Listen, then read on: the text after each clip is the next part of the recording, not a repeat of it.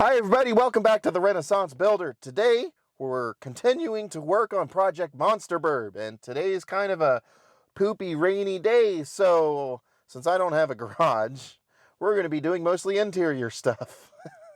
So without further ado, let's get started.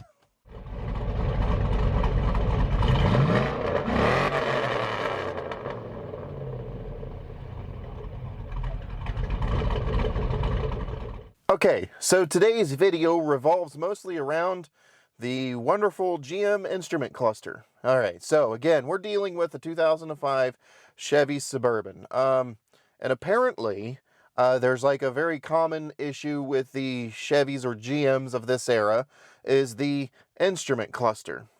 Okay, now, I want to give a short little explanation into why the instrument cluster is an issue. History lesson, right? All right, so if you go back to the older vehicles, when they wanted to tell you what the gas level was, you had a sending unit inside the gas tank that included the fuel pump as well as a fuel level sensor. And that fuel level sensor is really honestly just a resistor strip where the float of the fuel tank just wipes a... what? I forget what the center pin is called. I think it's called a wiper, but it basically strings a contact point across the resistor strip, and depending on where that falls on the resistor strip, the computer, well, we're talking old school here, so the gauge could interpret what the fuel level is based on that resistance that is dictated by, well, the fuel level. And the old gauges worked very analog. It was basically a current regulated magnetic field. So the less resistance you had, the more current would flow through the magnetic coils and move your needle. Very similar to an old analog multimeter. It actually used a couple electrical coils, and the amount of current that would flow through those coils would move the needle in certain directions. And that's how the old school stuff worked. New school stuff. Now they say, hey, we're going to put a computer in the instrument cluster, and that computer is going to basically listen to another computer and say, hey, okay, this is what the level should be. And then, of course, that makes the instrument cluster its own individual computer. Well, in this case, I'll show you right now what is happening. So if you look, standard instrument cluster, the fuel gauge is right here. And you can see how it's buried, and I'm going to turn it on for you so you can see that it doesn't change. It's like, okay, something is wrong with that. Now, to clarify, there definitely was something, I had one fuel pump go out, and in the Suburbans, there's actually two fuel pumps. So that's a little interesting trivia. But I had one fuel pump go out, and it led to the instrument cluster kind of going bananas. And then once I solved that problem, I put two new fuel pumps in, two sending units, so it included the pump and the float swiper arrangement. So now that those are new and the tanks are cleaned out and everything's done right, now I can actually plug my scan tool in, and I can talk to the computer itself, and the computer itself says I got 40% fuel, but the instrument cluster doesn't read that, which means the instrument cluster knows that it's the right fuel, but the gauge itself, the motor in the gauge, is actually broken. So that requires a new instrument cluster. Oh, holy bananas, the camera gets heavy when you're trying to hold it out at arm's length. Anyhow, so to nutshell this whole thing up, it needs a new instrument cluster. Apparently that's not very uncommon with the Chevys. Apparently they are known for going bad, but I figured I would go ahead and show the disassembly and reassembly with a couple extra little snazzy tweaks to it. Hopefully this goes really well, because the other side of this is the instrument cluster contains a reading of the mileage and of the vehicle VIN number, and if you don't get it correct, and you just go swapping things over willy-nilly, there's a possibility that it can basically cause your vehicle not to start on an anti-theft circuit. There's a handshake that happens between the instrument cluster and the vehicle control module And if everything doesn't line up, then it goes, whoa, somebody's trying to steal something or do something wonky. I did order the parts specifically knowing that the instrument cluster has to be programmed, and it's supposed to be pre-programmed, so hopefully that works correctly. And if you don't see this video, well, it didn't work correctly. So hopefully that works correctly. And all right, enough talking. Let's get on with this. All right, now doing an instrument cluster is really quite easy, but the most important thing you want to remember is always disconnect your battery and leave it disconnected for at least 10 minutes. That way, none of the computers are active, and whatever you do does not create the possibility of shorting anything or creating a problem. So always disconnect the battery, wait at least 10 minutes, like go get a cup of coffee or something, and then start your project. So it's pretty easy. Start your project, move the seat all the way back, turn your key on, pull the lever all the way down, move your steering wheel all the way down. This makes room for you to pull the bezel out. So at this point, these bezels really honestly, they just clip in. So pulling them out is actually quite easy. Give it a little bit of a lean forward action, and then boom, it just pulls right out. It's just these here metal clips that hold it in, nothing incredibly special. All right, at this point, you got access to your instrument cluster right here. Now there's 4 7mm screws that hold this in. And I have a complaint about GM and their choice of sizes, but we're just going to pull these screws out, making sure not to drop them.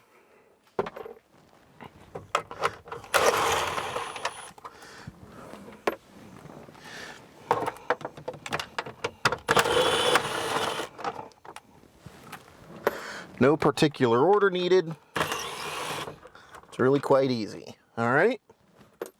4 screws are out.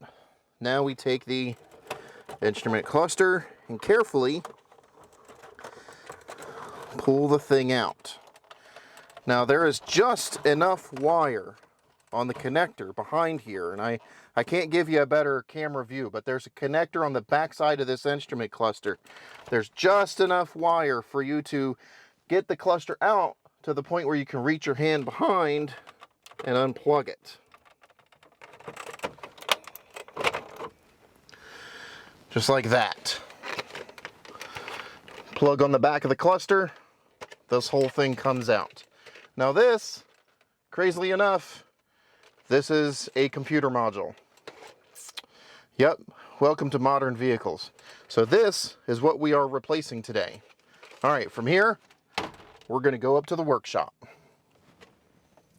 Coffee. It's not for me. It's so everybody else can put up with me. All right, now you might be wondering why in the world I'm at the bench at this point. And it's because I've got a couple extra, I'm going to say tricks, or at least snazzy things that I'm going to do with this. So this is the old instrument cluster.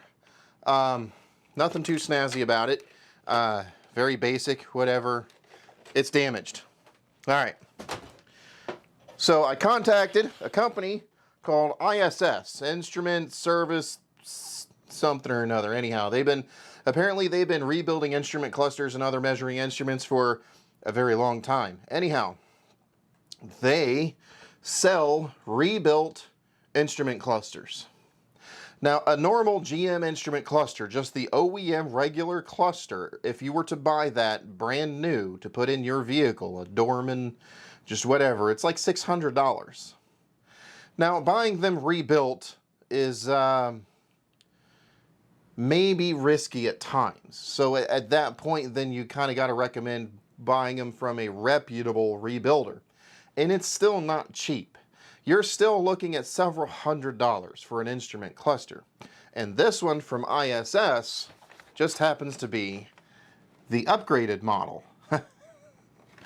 What's upgraded about it? Well, it's the blue LED backlit. It's the blue and silver needles, and then it's a carbon back face. Now, if you really wanted to do all this snazziness to your own instrument cluster, you can. You can buy kits to snazzy up your own instrument cluster, but this wasn't quite snazzy enough for me. I said I want it to be even snazzier, so enter chrome ring trim kit. Anyhow, literally all this does is it adds chrome rings to outside the gauges. It's kind of, if you buy a Cadillac, which funnily enough has the same instrument cluster, so if you buy a Cadillac, then they come with chrome trim. So I figured I have to take this apart to add the chrome trim rings to make this really what I want it, and you know, might as well show that process. It's actually, again, really easy.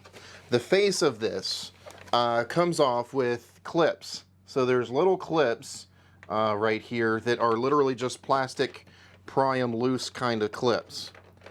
You do want to be careful, obviously, because if you break anything, then again, it's a $600. Yeah, don't mess that up. The ones in the back are a little more difficult. You kind of need to get in there and pry them. So I'm going to get a pocket screwdriver, or a screwdriver. Do I have a pocket screwdriver on me? Of course I don't have a pocket screwdriver on me. Oh, yes I do. I have my iFixit kit. iFixit for the win! Anyhow, so I'm going to take my iFixit kit here, which is designed for this kind of stuff, which has a nice little pry tool, and you kind of have to get in here and pry this part loose to unlatch that plastic clip. Oh, she's a tough one.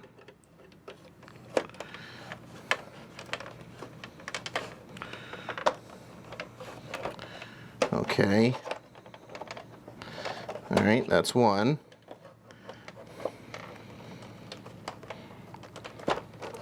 That's the other one.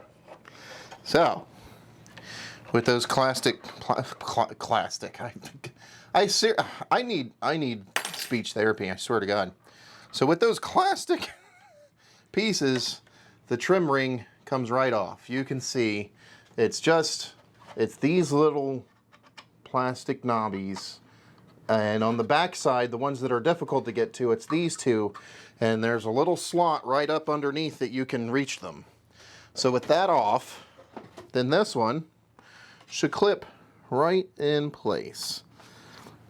Blow off any dirt that you don't want in there. Make sure there's no finger smudges or anything.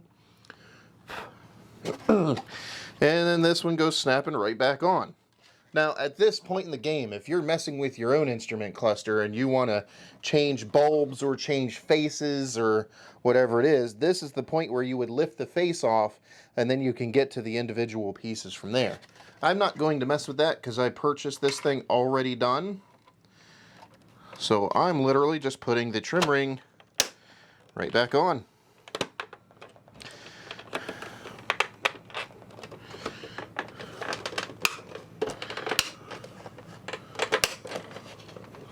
Listen for the pops. Make sure everything's in there correctly. A little tighter than I thought it would be, but that's not uncommon. And there it is. This thing's snazzy. I like it. So I'll see if I can give you an image of this thing without the reflection. Yeah.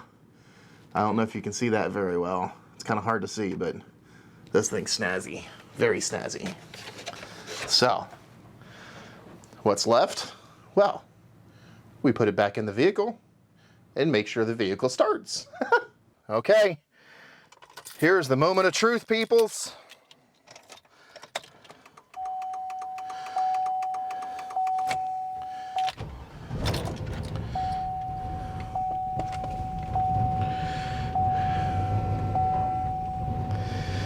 Forgive the rough idle. The program still needs to be, the tune still needs to be worked out, but there we go. She works. Our fuel gauge is reading correctly. All the needles are working. And it's blue. Oh man, that is fantastic. I'm loving it. All right, so at this point, I'm going to go ahead and put all the trim back together and consider that project completed. Oh, I'm loving it. Now I have to work on the little trim piece over here, which again, I'll get started on that. So let's put this back together. So the instrument cluster, she's done. I am very happy with this instrument cluster. All right, so the footage, the video, you'll notice I'm wearing something different. I decided to divide up the video. The aftermarket gauges in the center console location I will do in another video. And this video I'm keeping with just the aftermarket instrument cluster. I'm pretty darn happy with how this thing turned out, and I don't want the videos to be extravagantly long and tiresome because, you know, of my choices. Anyhow, really happy with this. ISS, Instrument Service Center, I forget what they call themselves, but it's ISS. Look it up, ISS Instrument Cluster. They're really good.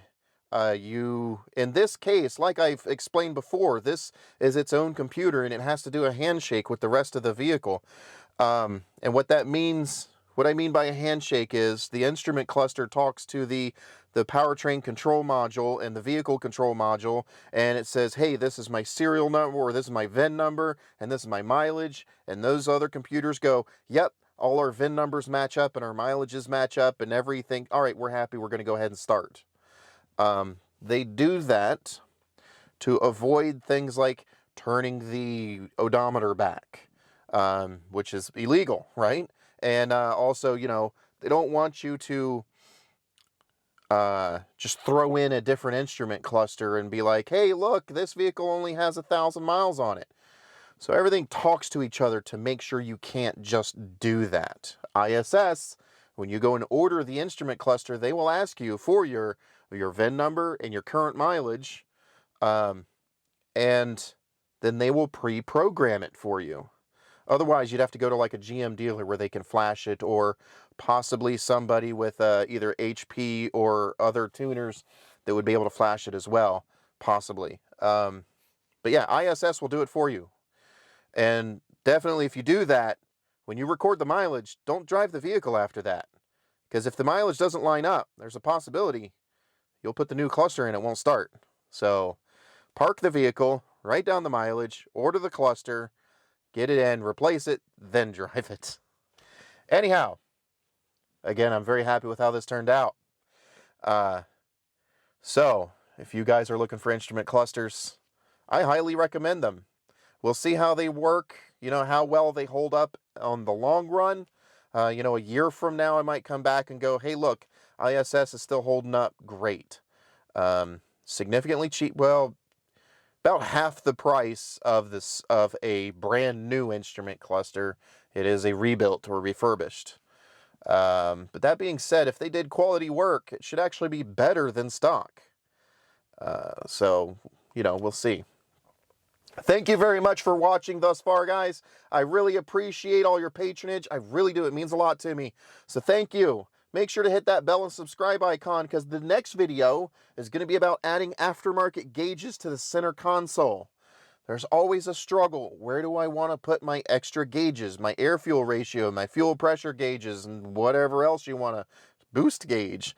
There's always a struggle. Where am I going to put it? Do I want it on the column? Do I want it overhead? Do I want to use somebody else's pod? Well, I'm going to show you what I did in the next video. So make sure to hit that subscribe and bell icon, and I'll see you then. Till then, have a good night. Bye-bye.